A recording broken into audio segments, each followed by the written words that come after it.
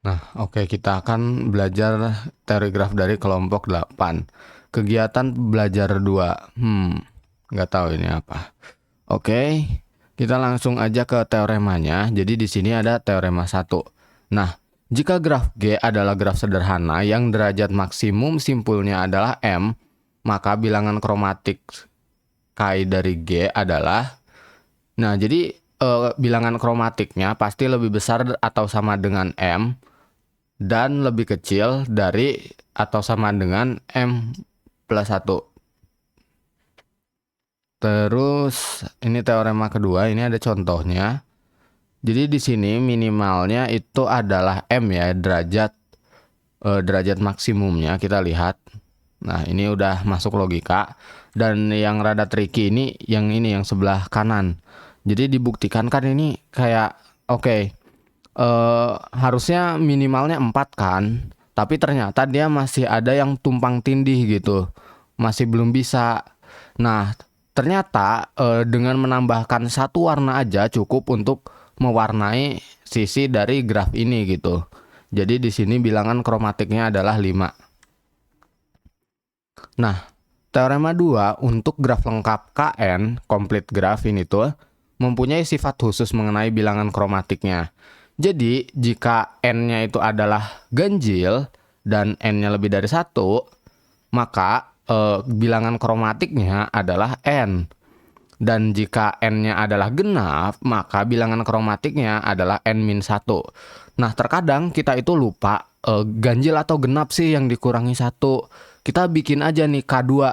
K2 kan cuma 2 titik. 2 titik 1 garis. Oh, berarti kromatiknya 1. Artinya yang genap itu dikurangi 1 gitu. Nah, ini juga ada contohnya. Sebenarnya nggak harus garis ya. Bisa dibikin segitiga juga atau ini K4 juga bisa. Nah, teorema 3, jika G adalah graf sederhana bipartit yang derajat maksimum simpulnya adalah M, maka kromatik ini sebenarnya tulisannya harusnya kromatik kasih tanda apa sih? Tanda aksen gitu atau kayak petik gitu ya. Karena kan dia bilangan kromatik sisi. Jadi kromatiknya adalah M. Oke. Dan kalau bipartit lengkap, kan derajat maksimalnya pasti maksimal dari himpunannya kan, dari jumlah himpunannya. Jadi kita bisa tulis sebagai maksimal dari PT gitu. Nah, ini ada contohnya. Ini sangat-sangat easy aja sih sebenarnya. Ini jelas bilangan kromatiknya 2 karena derajat maksimal dari graf ini, dari simpulnya adalah 2. Nah, yang ini bilangan kromatiknya adalah 4 karena derajat maksimalnya adalah 4 nih yang ini. Yang ini 3 karena ini 3, yang ini juga 4 karena ini 4 gitu. Tes formatif, udah tes formatif lagi ya. Graf bipartit lengkap K74 sisinya dapat diwarnai dengan minimal 7 warna. Graf lengkap K10 sisinya dapat diwarnai dengan minimal 10-1 ya, jadi 9 warna. Terus pada peta berikut, nah ini ada pewarnaan peta. Pewarnaan peta itu harusnya materi kelompok sebelumnya. Tapi ya oke, berarti ini harus kita warnain. Nah, sisanya pewarnaan peta semua kan? Enggak sih, ya udah kita cuman kerjakan yang satu ini aja. Oke, kita screenshot. Nah, kita buka ini.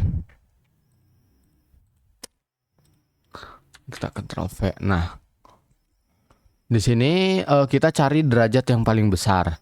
Nah, ini kan derajatnya 3 kan? 1, 2, 3.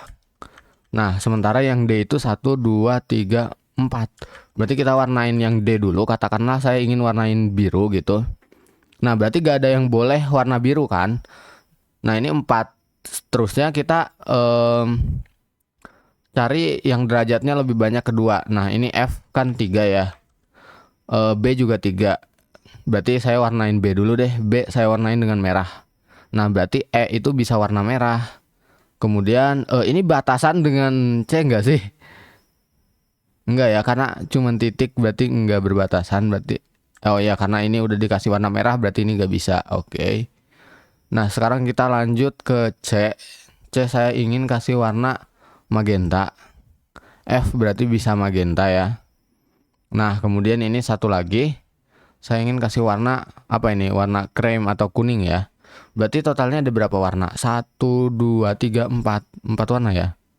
4 warna. Nggak tahu nih sebenarnya bener atau enggak. Karena ada yang bingung di perbatasannya ini. Dia nempel antara C dengan B itu bertetangga atau tidak. Udah ya, sepertinya gitu doang. Ini juga bener, nggak ada yang berbatasan sama warna gitu. Oke, sip. Dia 4 ya. Oke, mantap. 4 warna. Sip. Nah, kemudian ini masih pewarnaan. Pewarnaan itu gampang. Nah, graf lengkap K15 sisanya dapat diwarnai dengan 15 warna. Tadi ya pakai teorema keberapa saya lupa itu. Peta berikut ini pewarnaan. Nah, graf tersebut dapat diwarnai dengan minimal kita lihat ya. Jadi asumsi kita kan di sini derajat maksimalnya 3 ya. Kalau kita udah dapat warna minimalnya 3, berarti harusnya udah bener gitu. Tapi kita akan coba warnain lagi di sini. Nah, coba deh sisi yang paling banyak, paling gede derajatnya kita warnain. Misalnya ini biru. Ini nggak bisa biru lagi. Ini misalnya merah. Ini kuning. Nah, berarti yang bisa kita warnain dengan biru tuh yang ini. Terus yang ini, nggak bisa itu ya. Terus udah nggak ada lagi yang bisa diwarnain biru. Berarti kita warnain ini dengan merah. Nah, ini kita warnain dengan kuning.